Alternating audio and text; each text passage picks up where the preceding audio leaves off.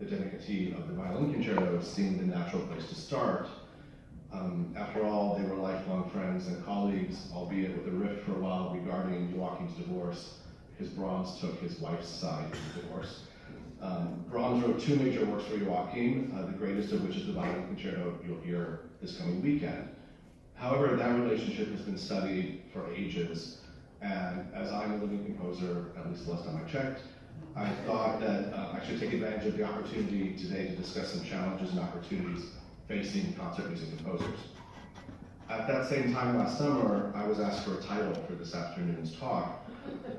That was even more difficult a year ago to come up with a title for a speech that was not yet written. So thankfully, my affection for the Beatles jumped in, and with all due apologies to John, Paul, George, and Ringo, here we are with a little help from our friends. However, as I began writing, I came up with another equally derivative title, one which is even closer to the core of what I'd like to discuss today. Those of you who have ever taken the subway overseas, particularly in London, may recall hearing or seeing a very British, rather understated, ubiquitous warning to watch the space between the platform and the car. Mind the gap, right? Mind the gap. Full disclosure, there's another third title for this talk today, but we'll get to that eventually. Mind the gap. What can that possibly have to do with an address which ostensibly began with the Brahms violin concerto? The gap of which I speak is not physical, although it certainly manifests itself in tangible ways, but rather metaphorical, institutional, and cultural. It's the gap which has developed over a century or more and separates composers and performers and listeners. To identify how this gap came to be and ways we might bridge it moving ahead, we must turn back the clock. So, for the vast majority of musical history, at any given time, the leading composers and performers of the day were one and the same. Composers wrote works for themselves to perform, and were always expected to present a new work when they appeared in a new city. Hence the 27 piano concerti of Mozart, the 41 symphonies of Mozart. Every time Mozart went to a new city, he had to write a new concerto, because nobody was interested in hearing last year's concerto. It's very easy to find contemporary accounts of the keyboard virtuosity of Mozart, Beethoven, Mendelssohn, not to mention the obvious example of Liszt, who was the first true rock star among classical musicians. A composer who did not perform, or a performer who did not compose, was unheard of until Berlioz, who in his defense was one of the most accomplished conductors of his time, as was Wagner 30 years later. Brahms himself had a reputation as a virtuoso pianist.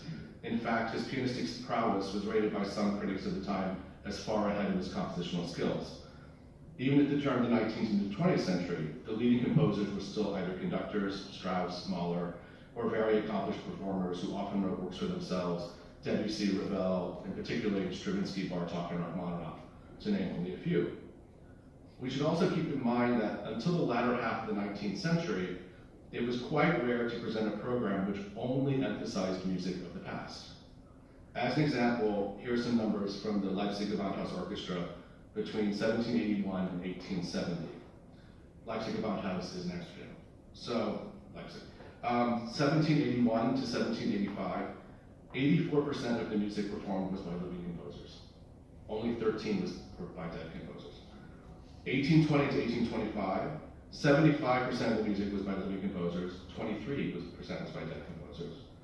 1855, 61% of the music was by living composers, 38% was by dead composers. There's a trend here. 1865 to 1870, 76% of the music performed was by dead composers, and only 24% was music by living composers.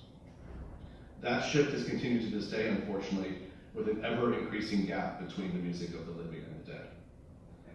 If the great masters who created what became the canon returned and attended a typical orchestra concert of today, they would be shocked, and not in a good way, to find programming almost entirely centered on music which is often hundreds of years old. Where are all the living composers, they would most certainly ask.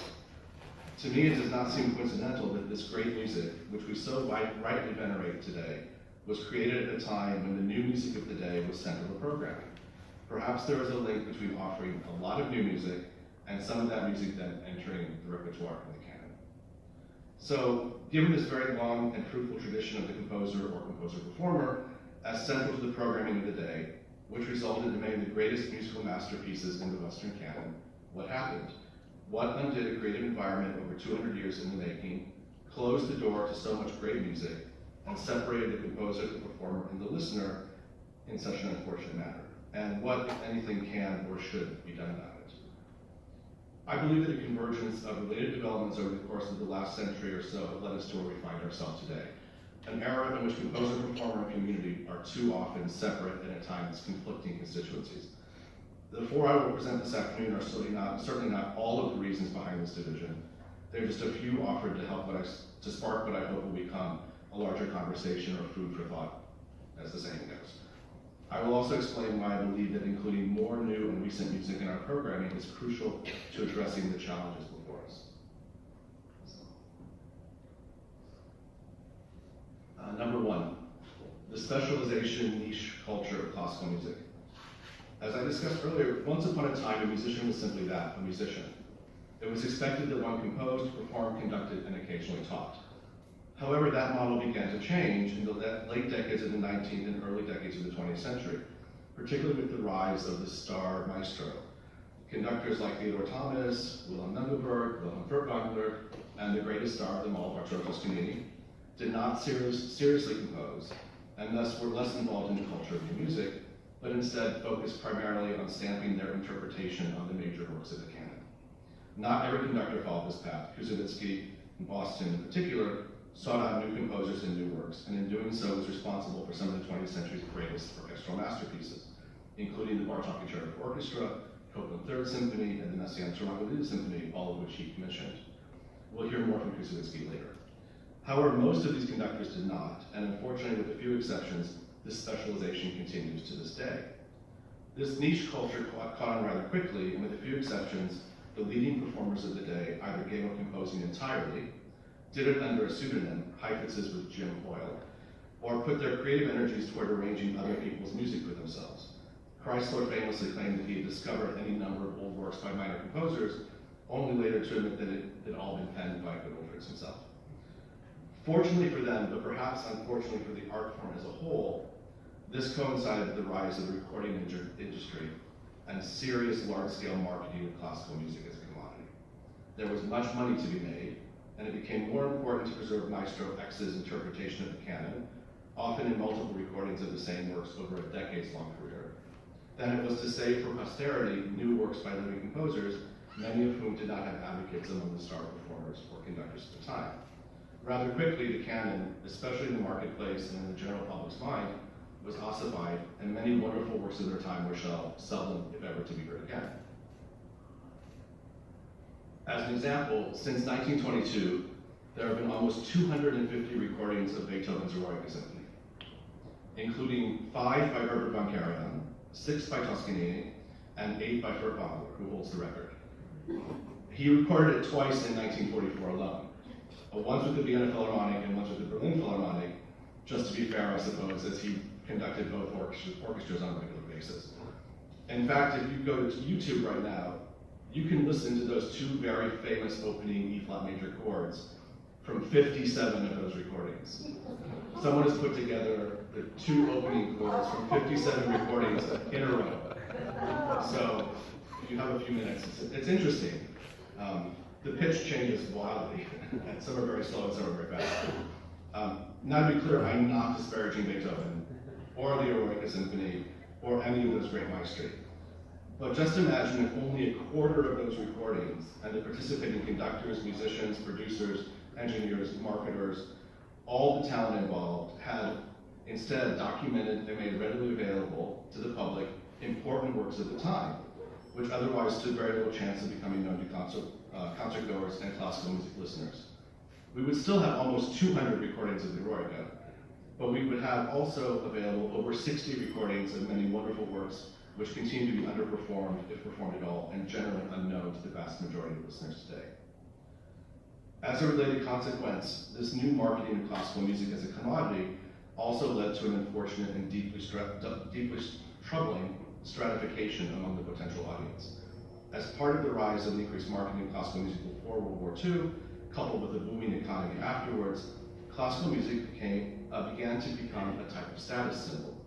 If you regularly went to the orchestra and bought the latest, greatest recording of Maestro X's interpretation of Beethoven, which may or may not have been Beethoven's interpretation of Beethoven. You were obviously upwardly mobile and refined. Classical music was given an aura of being elitist, reserved for the wealthy, and subsequently irrelevant to the daily life of the common man, as well as being virtually unapproachable without deep and specific musical knowledge. New music suffered the most in this regard. When it is discussed at all, it is more often than not portrayed as inscrutable, incomprehensible, and to be avoided at all costs. Granted, there is some new music of which that can be said.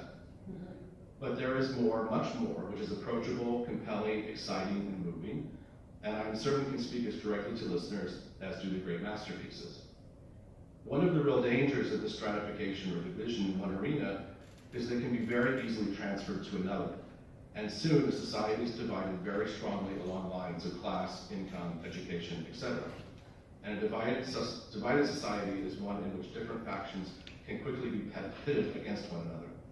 We see this today in the rise of anti-intellectualism, fake news, alternative facts. We need only look at the news or read the paper any day of the week to see the real, daily, regrettable consequences of these actions, but that's another discussion.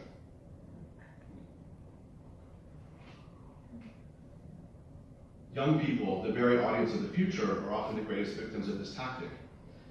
They are made to feel as if classical music is not for them, that it cannot possibly speak to them in their experience, when in fact the exact opposite is true, especially when it comes to new music.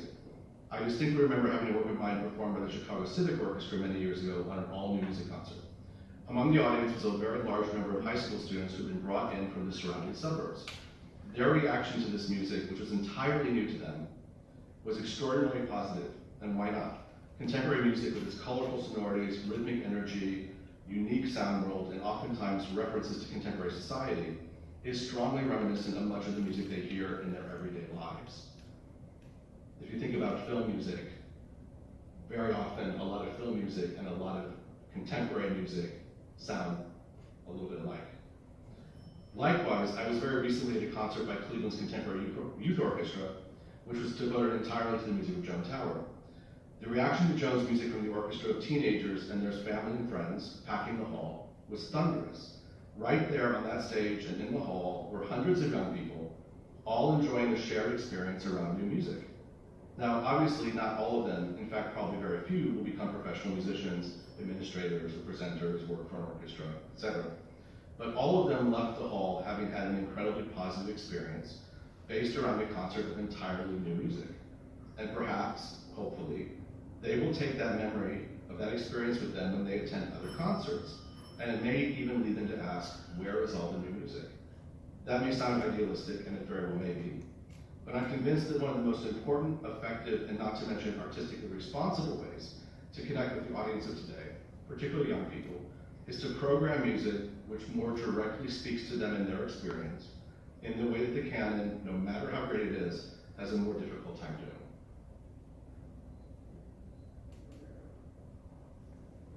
This leads me to my second related point, the museum mentality. There is an interesting dynamic which plays out often in the classical musical world. The larger an institution is, and the more resources it has, the less adventurous and more risk-averse it tends to be. One might naturally assume that the opposite would be true. More resources would give an institution the freedom to take greater risks in programming, commissioning, etc. However, it is the smaller regional orchestras, much like Canton, where this commitment to new work and adventurous programming more often is found. Why is this the case? Why are many of the regional orchestras far more forward-thinking and adventurous than their larger counterparts, when, with their far more limited budgets, they have far more to lose? I happen to believe that part of it is the necessity of the smaller orchestras to be far more directly connected to their communities than the larger ones need to be. With that connection comes a greater commitment to reflecting their communities, either in programming, commissioning, outreach, etc. In a very real sense, their survival depends on it. I'll come back to this idea at the end of today's address. One of the resultant problems with this risk-averse approach, combined with the marketing strategies and often elitist characterization of classical music, is that it refines a museum mentality, which has been an unfortunate characteristic of classical music for far too long. I've often wondered why people will attend a cutting-edge play or film, or an exhibition of challenging modern art, but will actively avoid a concert featuring new music. I have come to believe that one of the primary reasons is that for decades, many of our leading musical institutions have essentially taught the audience that new music is something akin to going to the dentist. You know you have to do it, you won't enjoy it, so you might as well get it over with as quickly as possible, or don't go at all. What they have essentially done is create a circular, self-fulfilling prophecy. We believe that our audience doesn't like new music, so we don't play it. But by not playing it, we guarantee the audience won't get to know any of it and decide for themselves. Let me put it another way. If you feed your children peanut butter and jelly sandwiches for lunch every day, they will expect peanut butter and jelly every day. However, if every lunch is different, all they will expect is to be surprised.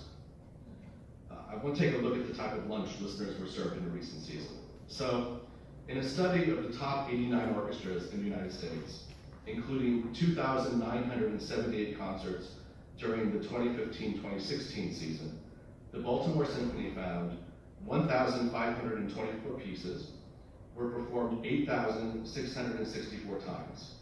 Eroica Symphony was played 60 times. I'm not picking on Eroica Symphony, I'm not. All in all, 504 composers were represented.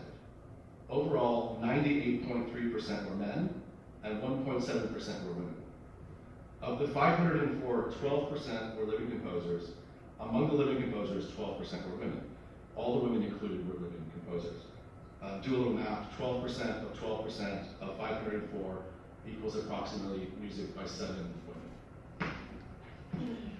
Composers from Latin America, Asia, and or the Middle East made up 0.5% of the music written before 1950, and 10.6% of the music written after 1950.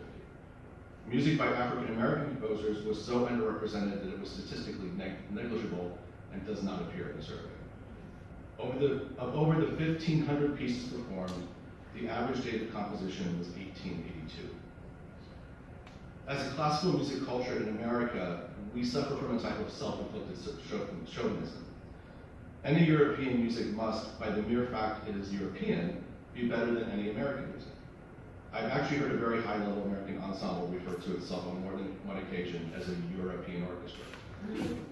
When asked about the lack of American music on his programs, the executive director replied that his music director knows where all the great music is. That's a quote.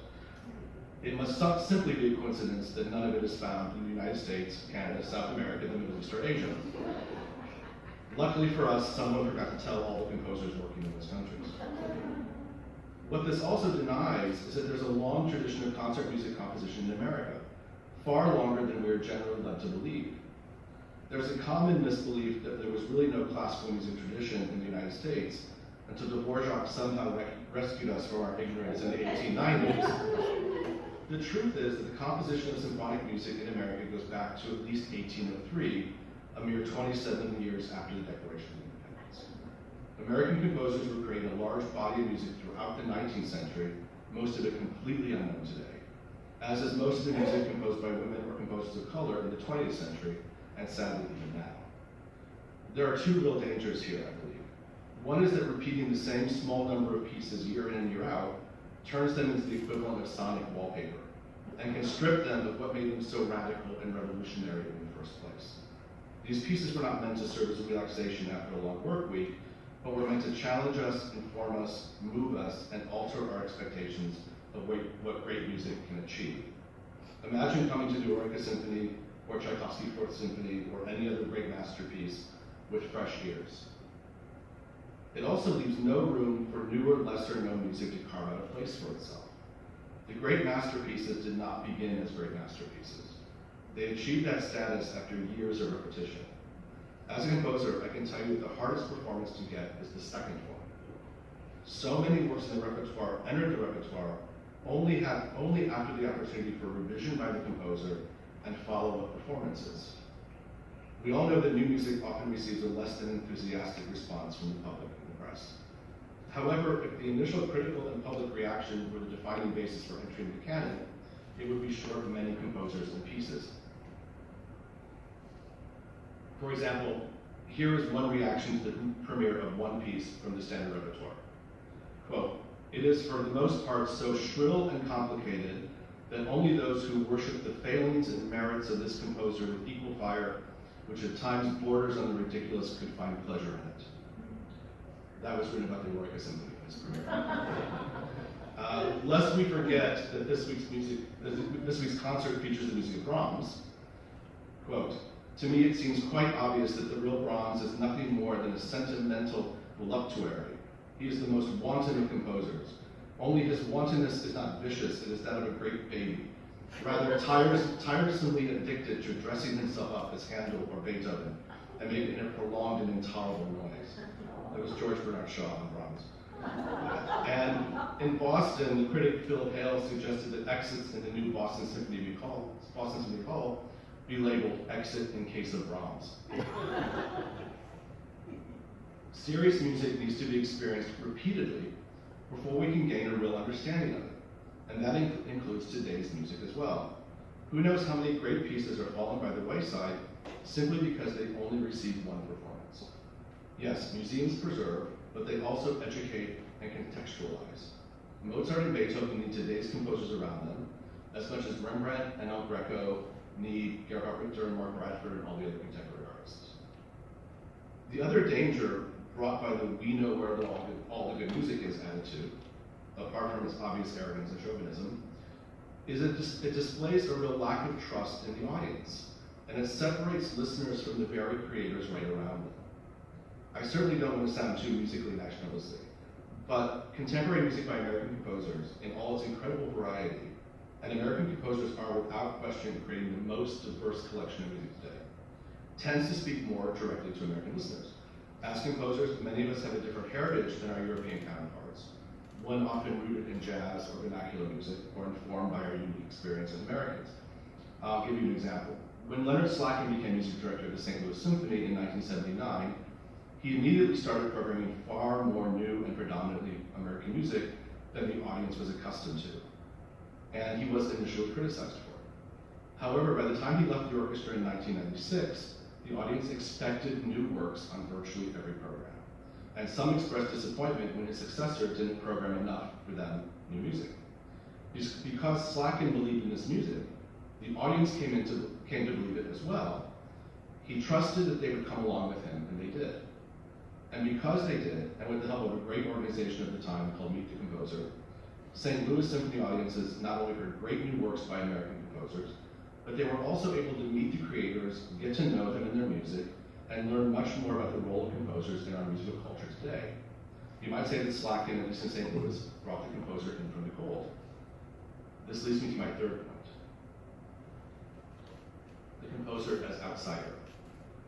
There's a relatively recent work by the American composer Nathaniel Stokey, with words by Lemony Snicket, which is designed to introduce children to the orchestral instruments, much like the Coffeyev's Peter and the Wolf or the Britain Young Person Guide to the Orchestra. This work has been played throughout the country by many of our leading orchestras in an attempt to get children interested in the orchestra. What distinguishes this piece from both of its predecessors, however, is the plot. This work is a whodunit, as the narrator explores the orchestral instruments, searching for clues and suspects to solve the crime at hand. What is this mystery? The title tells you all you need to know. The composer is dead. Now, please don't get me wrong. I'm completely in favor of introducing children to classical music and the orchestral instruments and all of that, in virtually any way we possibly can. That said, I'm troubled by anything which reinforces, albeit completely unintentionally, I'm sure, the often held belief that the only good composer is a dead composer. And in all fairness to their creators, I'm certain that the composers living next door and trying to pay his mortgage didn't have quite the same ring to it. That said, it's emblematic of a larger issue. How many times have any of us heard this or that orchestra advertise an upcoming concert on the radio or in print, and never even mentioned the new piece on the program? Just last month, I heard an orchestra advertising a concert featuring Tchaikovsky's Fifth Symphony and an organ concerto. Apparently, much like Athena springing fully formed from the head of Zeus, said organ concerto has no creator. What's even more astonishing is that the composer is actually the orchestra's resident composer. I'm reminded of Rodney Dangerfield and his famous line about getting no respect. Where once living composers were at the center of classical music culture, today we've become all but invisible. Just a few weeks ago, I was at a performance of a piece of mine at a local art gallery in Cleveland. When I was introduced to the gallery owner, he said, "I didn't know that there were any of you left." In all honesty, I still don't know if he was joking or not. I really don't. In order to help the cause of all classical music, it's important that we constantly remind people that composers indeed still exist, are in every community, and are creating work every day, which adds to our collective human experience. That brings me to my last point and the possible third title of today's talk. Number 4, charity begins at home. Many of you may be wondering why I'm giving this type of talk in this setting. Wouldn't it be more appropriate at an orchestral board meeting or an orchestra conference or some similar gathering? The truth is perhaps it would be, but they didn't invite me. In all seriousness though, I do believe that the cultural institutions in any community should in some important way reflect that community, and you are part of that community. In fact, as listeners and patrons, you may be the most important part of that community. To paraphrase the old adage, if we gave a concert and no one came, does it still sound? If aspiring young musicians, especially female composers and composers of color, do not regularly hear music by them, people like them on our concert programs, how will they ever know there's a place for them in the world of classical music? Music is a living art form, and it must constantly be nourished by new ideas, new voices, and new blood. Young composers need the support of their local community and their local performing arts organizations. One of the most critical events in my own development as a young composer at the ripe old age of 16 was hearing my local orchestra, the Fort Wayne, Indiana Philharmonic, play a piece of mine. Our local institutions, I believe, have a responsibility to nurture the talent all around them. If we don't do it, who will? As the saying goes, charity begins at home. That's the third time. In conclusion, some of the statistics and trends I mentioned earlier may seem a little grim, but there is good news, a lot of it. We live in one of the most musically fertile eras in history. There are brilliant, inventive, creative young composers in every corner of the country. Technology is giving the creators of today and tomorrow tools which their predecessors never conceived of. Recent studies show a growing number of people under the age of 35 turn to concert music, art galleries, and museums to escape the intensity of the 24-hour news cycle and the overwhelming noise which accompanies it. A new generation of cultural leaders is addressing these challenges in creative ways and finding inclusive and inventive approaches to reimagining what classical music means in the 21st century. There are more and more opportunities for young people, young composers and conductors being offered, many of them by regional orchestras in communities where they can have a real and hopefully lasting impact. There are more and more young musicians who refuse to label themselves as one thing or the other. There's an entire generation of conductors who are either American, female, and or people of color on the rise. I'll let you in on a little secret. More American, female, and or conductors of color equals more music by composers who are either American, female, and or color, or all three.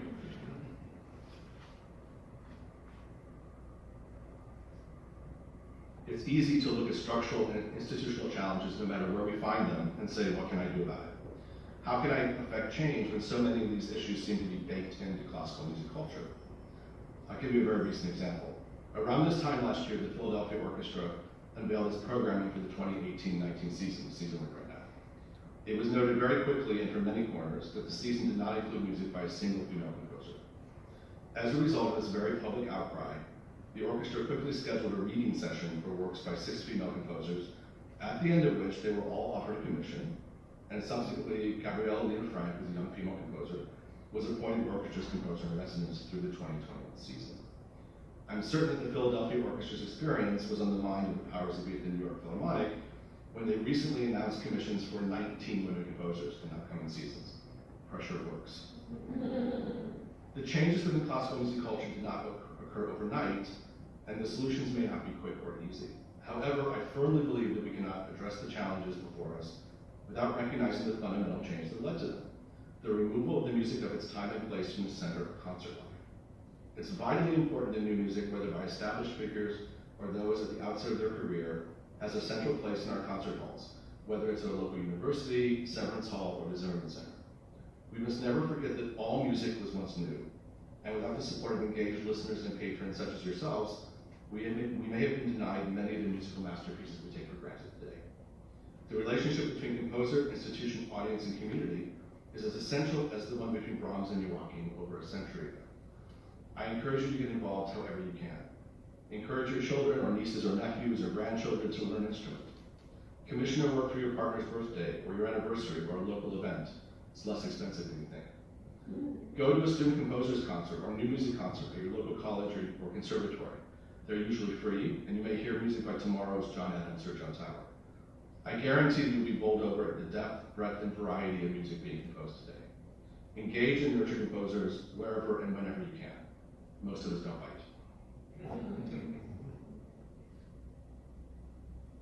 We repeatedly hear that classical music is in trouble, that it cannot possibly compete in a culture which is only concerned with the latest political scandal, the price tag of this season's star athlete, or whatever the newest Kardashian did and with whom.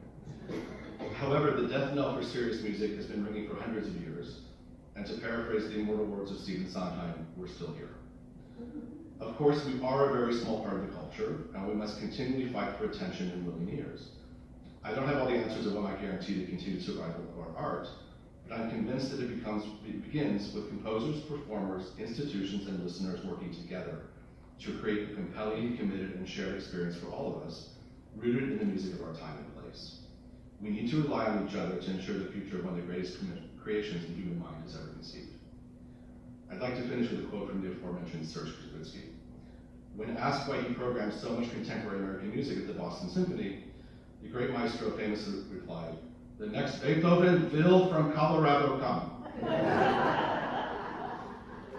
With the engagement of all members of the music community, starting with you, we may discover that he or she comes from somewhere far closer to home. Thank you.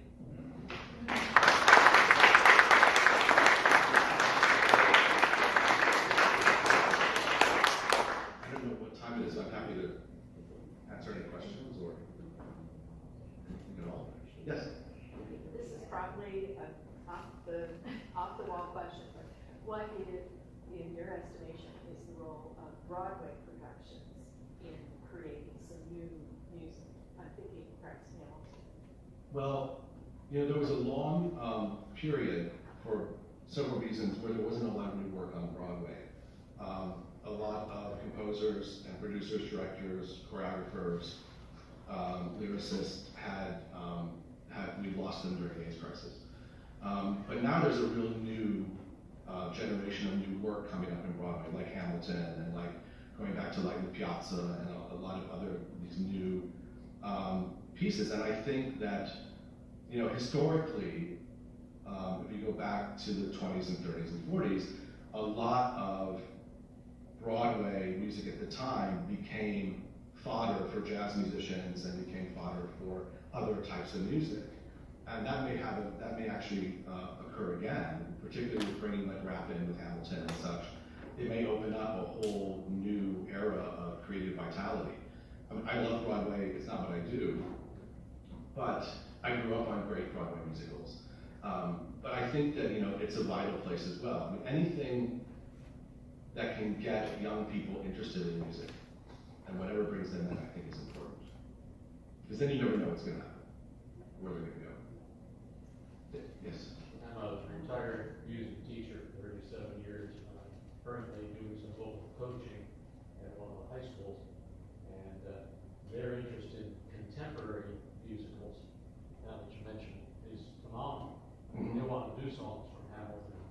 What's that one? National music? I forget the name of it now. Things that I'm not familiar with at all, and they come up and they want to do. And you talk about the older musicals. Never heard that. Yeah, it's unfortunate that a lot of them, it's great that they love that new music, but those new musicals, but so many of them don't know My Fair Lady, Yeah, or or South Pacific, No clue. yeah. But maybe they'll work backwards and get there, Pierre Boulez, the famous conductor Pierre Boulez, and radical musical avant-gardist, he only conducted the most radical music until he discovered that Schoenberg and Berg and Weber had basically come out of Mahler. So he went back to conducting Mahler, which was something that he had never done before, because he sort of worked backwards from the music he was interested in. So maybe this will happen to these young people, that they'll be in a show and someone will say, oh, it's the 50th anniversary of South Pacific or whatever, and they might say, what's South Pacific? But they might look it up. I had a student one time just a few years ago, and I was talking about scale in a piece, like big piece. And I said, you know, it's kind of like Gone with the Wind. And he looked at me and said, what's Gone with the Wind? And after I stopped dying inside for a little bit, I said, you have to go check out Gone with the Wind. So. The other thing that struck me when you were talking was the idea that, you know, you can't judge a piece the first time you hear it. No. I used to tell my kids that all the time with choral music. And I, you know, a lot of times I'd introduce them to a piece and say, now, don't think of this piece today. You know, give it 3 weeks, you know, while we're rehearsing, and let it grow on you. And we don't give the opportunity for new orchestral music to grow on us. No, and you know, we see this throughout the repertoire, like Madame Butterfly being a great example. So Butterfly was a complete flop when it was premiered at La Scala. Complete flop. And Puccini then took it and rewrote quite a bit of it and cut a bunch out to put it back together, and then it was a big success. Had he only had that one opportunity, we wouldn't have Butterfly. You know, and Tchaikovsky was a legendary reviser. He, after almost every premiere of a piece, he would revise things. I have a good friend, very well-known American composer, David Otredici, who refers to every premiere as a dress rehearsal. The problem is, as I said, you know, getting the first performance it's hard, but it's not that hard. But getting the second and third, it's really hard. Part of that's because a lot of people like to do premieres and not second performances. It's not as fancy. But you know, it gives, we as creators need the chance to hear the work and revise it. You know, very few of us are Mozartian in our ability to just put it down and nothing changes. Mahler was a reviser for all his life. You know, so many of these composers, and we need those second and third opportunities to see if a piece actually has a life in it. I think you answered. Gerhard has wondered why it is that if a friend asks you to go to a movie and you ask what movie and you're told, and you say, I've already seen that. But if he asks you to go to a concert, you ask what's playing and you're told, and you say, I've never heard of it. But another thing that occurs to me is that I swear WKSU and Sirius Radio plays 75% Baroque or classical music.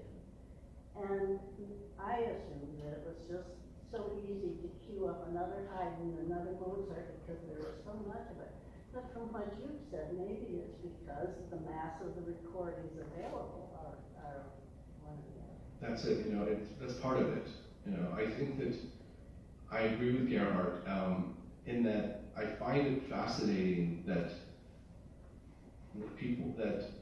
so many people think of these great pieces as kind of like a pair of comfortable house slippers you put on after a long week. And these were not meant to be, you know, go to the orchestra and, you know, take a nap pieces. I mean, Eroica and Beethoven 7 and Tchaikovsky 4 and all these pieces were statement pieces.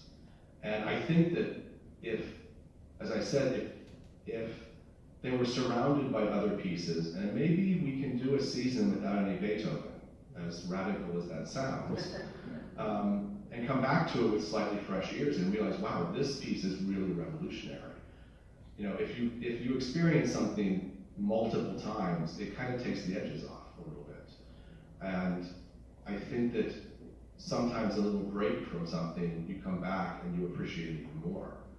You know, I'm not picking on Beethoven, but he's the dominant figure in the field, you know.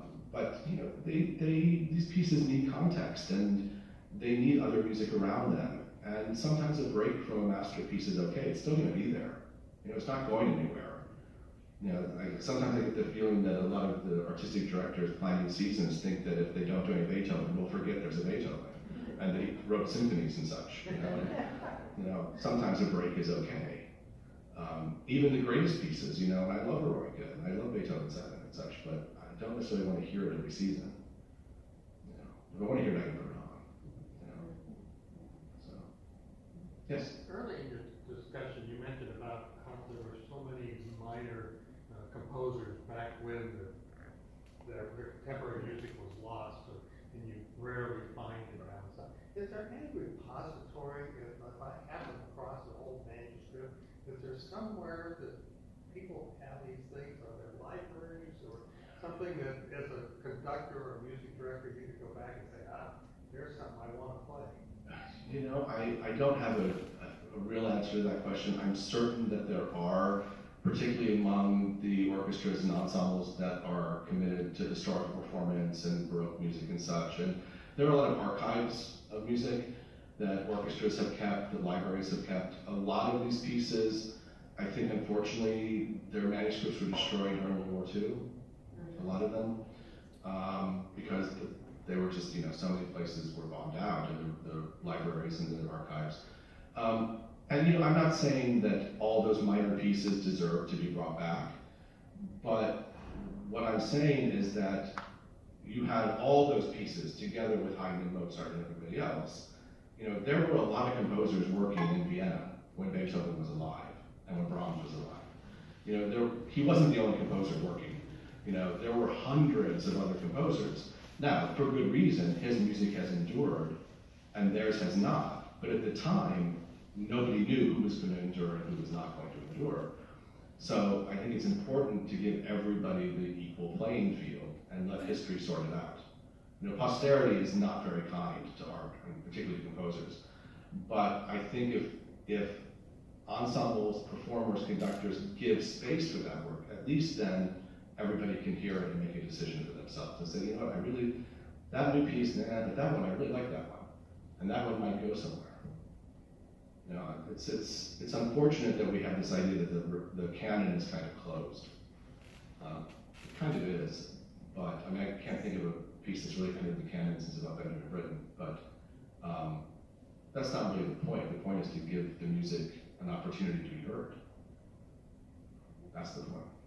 Yes? Ohio Light Opera this summer had some special concerts with songs from the cutting room floor. And some of them are wonderful, and some of them you see why they don't right. Well, there's a trend sometimes to go back and do the original version of a piece, and you realize why it was the original version of the piece. There's a recording by Leonidas Kavakos, who's a violinist I went to school with, both versions of the Sibelius Violin Concerto, and you know why we played the second one and not the first one. But he needed that opportunity to hear it and revise it and try it again. Most works of art, I've often wondered why we don't treat new music like we do Broadway and take it to New Haven for a week, and work out the kinks. But we're expected to put it on stage and it has to be perfect. And there's no other art form that works that way. Film, you've got lots of time to edit. Painting, you don't display it until you think it's done.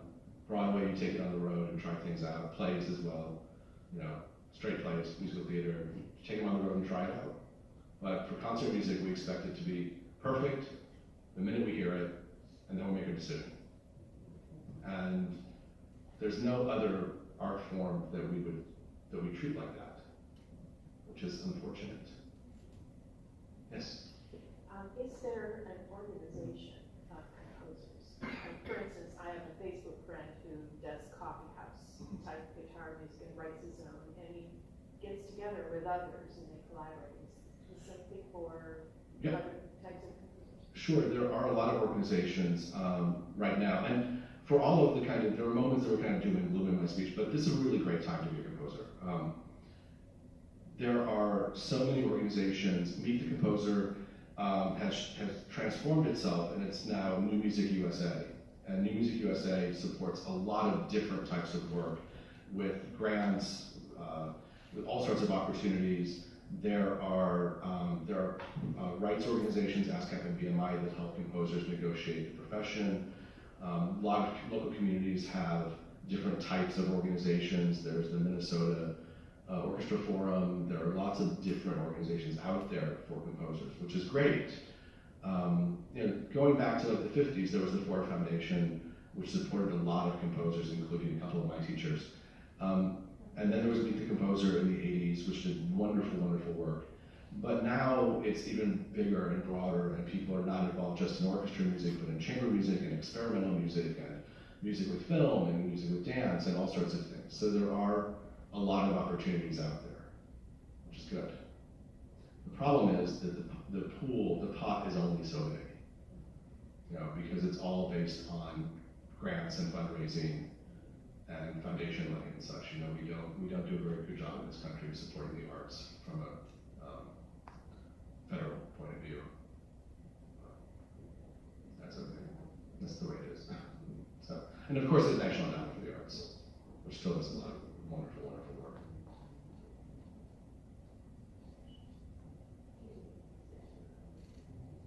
Yes. I'd like to hear more about your personal experience as a composer. Oh, okay. Well, I was born in Fort Wayne, Indiana, and my family itself was not particularly musical. My extended family, my aunts and uncles are. My grandfather, my mother's father, had, we think, approximately a third grade education.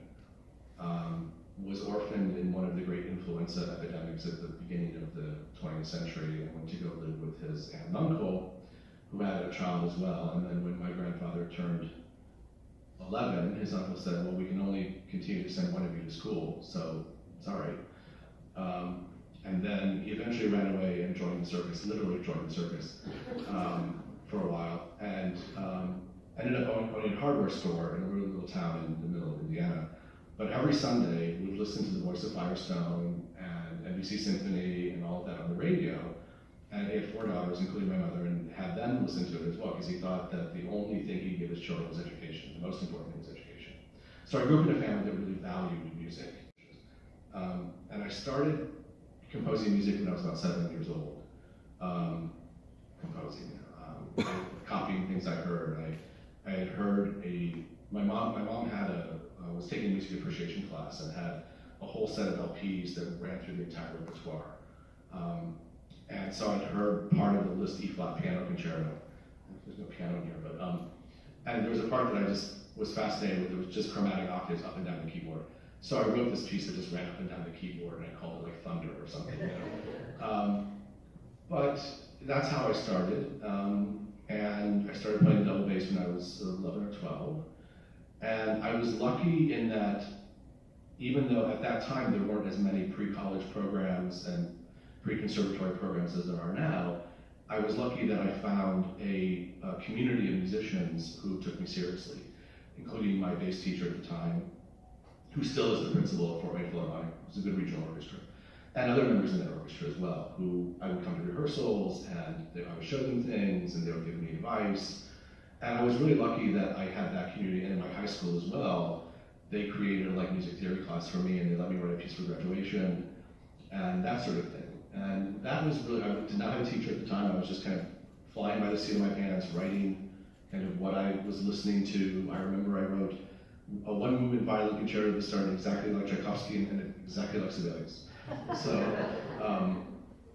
and then I went to Indiana University in Bloomington, which is a great music school, and again fell into a community of really great teachers and mentors there. And so studied there. When I graduated, I moved to New York. I was looking, there were no real jobs available at the time. So I decided, well, I'm going to either move to New York or San Francisco. And I had more friends in New York. So I bought a one-way ticket on Amtrak and had my portfolio and a couple suitcases. I had a place to stay, no job, had a little bit of money saved up, and took the Amtrak to New York and lived in New York for 12 years and worked my way up and fell into first an administrative position in the pre-college department at the Madison School of Music, and then became part of the conservatory faculty, and then taught at Bard College, and then ended up coming to teach at CIM. So, you know, I have a theory that the universe rewards risk, that if you take a chance, you know, things will generally pan out in some way or another. So that's kind of my story in brief. It's not everybody's story. Everybody's path is different. That's one of the great things about this profession is everybody's journey is different. You know, most lawyers go to law school, good for most dentists, go to dental college, you know, and then, exactly. But composers and artists, we all have different types of paths, and they're all equally valid. You know.